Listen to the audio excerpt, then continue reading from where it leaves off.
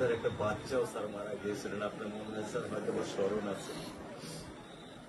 ভালোবাসা আর ঋণের কাছে স্যার আমরা ঋণী, কিন্তু স্যার আমার মারা যাওয়ার পরে আমার আম্মার যে কষ্টটা দেখেছি তা আপনার স্যার কিছু না আমি বুঝতে পারি। আমি আপনাদেরকে বলার জন্য আজকে এখানে এসেছি যে এটা বিচারই ছিল। অনেক কথা বলতে কথা আমি বলছি ইনশাল্লাহ এতটুকু বিশ্বাস রাখেন যে আল্লাহ বিচার আপনারাই দেখবেন।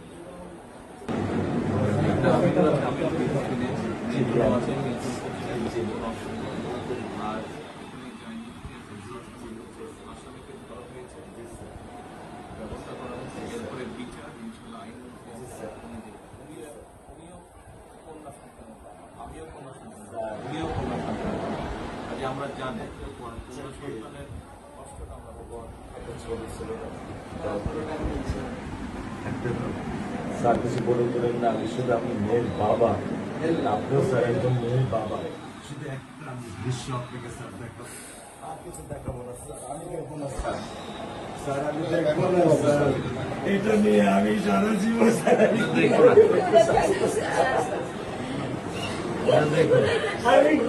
দেবেন সারা জীবন এই দৃশ্য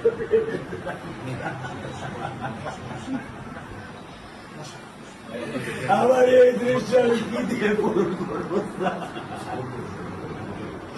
আমার মেয়ে শুক্রবারে নামাজ মসজিদে নামাজ পড়ে, আমি 3 ওয়াক্ত নামাজ বাসায় পড়ি স্যার, কারণ ও আমার সাথে নামাজ পড়তে পছন্দ করে।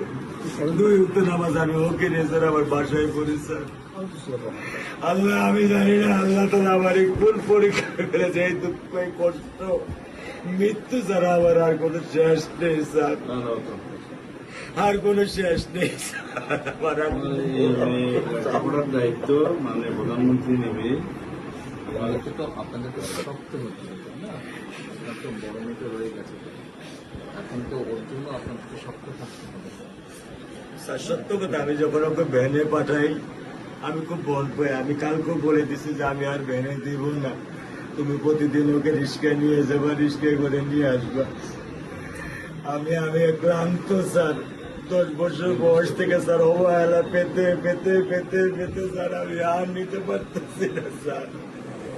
আল্লাহ আমার ভাগ্য দিচ্ছে, আমি কি করবো কি করবো?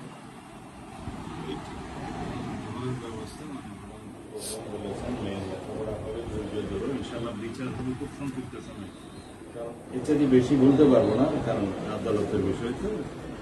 আমরা চার্জশিট দেবো ইনশাল্লাহ এই 24 ঘন্টার মধ্যে। আমি সত্য কথা বলি,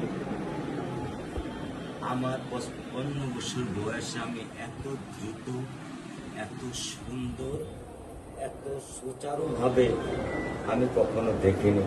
এটা আমি বুঝতে পারছি না, এটা তো বুঝতে এটা আমি বুঝতে পারছি স্যার। এটা প্রধানমন্ত্রী চলে আসছেন, এটা আমার সৌভাগ্য। আমি সত্যিকার ভাবে স্যার আমি বলি, আমি এটা স্যার প্রত্যাশা করিনি যে আপনার মতো মানুষ আমার এই 10,000 টাকার একটা প্ল্যানে স্যার আপনি পা রাখবেন, কিন্তু এই বিশ্বাস ছিল যে আপনি আর 10 জন না। যে মানুষ ট্রাফিক সিগন্যালে দাঁড়িয়ে থাকে, নিয়ম মেনে চলে, সে মানুষকে বুঝতে স্যার আমার এইটুকু বয়সে স্যার যথেষ্ট স্যার। স্যার আপনি একটু ধৈর্য ধরবেন, আমি ওকে কোনো নিয়ন্ত্রণ করতে পারতেছি না। আল্লাহ চায় আপনার সন্তানের এই অবস্থার জন্য যে দায়ী তার বিচার ইনশাল্লাহ হবে, সেটা শীঘ্রই হবে। আর মালিক যে আল্লাহ তাআলা মালিক, ওনার কাছে সাহায্য, ওনার কাছে সাহায্য চান, আল্লাহ রহম করলেন সব কিছু দিতে পারে। মানুষ হিসেবে আমাদের যেটা করার আমরা স্যার মিরপুর 10 নম্বর আইডিয়াল স্কুলে ক্লাস 9-এ পড়েছে। টোটাল ওগুলা নিয়ে চিন্তা করবেন না, ওগুলা ইনশাল্লাহ ব্যবস্থা। আপনি যখন যেহেতু বলেছেন, আপনি আপনার কষ্টের কথা বলেছেন, সেই ব্যাপারে আমরা যেটা আমাদের পক্ষে সম্ভব ইনশাল্লাহ। আপনি কিছু বলবেন?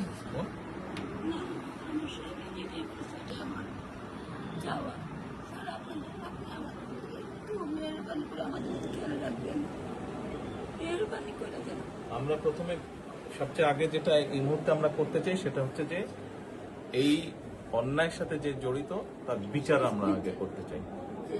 তার বিচারের ব্যবস্থা আমরা আগে করতে চাই, এইটা আমরা আগে প্রথমে করতে চাই। আপনাদেরকে শক্ত থাকতে হবে, ধৈর্য দিতে হবে, ওর দিকে তাকে শক্ত থাকতে হবে। এক সন্তান আল্লাহ নিয়ে গেছে, আরেক সন্তান আপনার কাছে আছে, ওর কথা মনে করে আপনাদেরকে শক্ত থাকতে হবে, ওর দিকে তাকে। ঠিক আছে?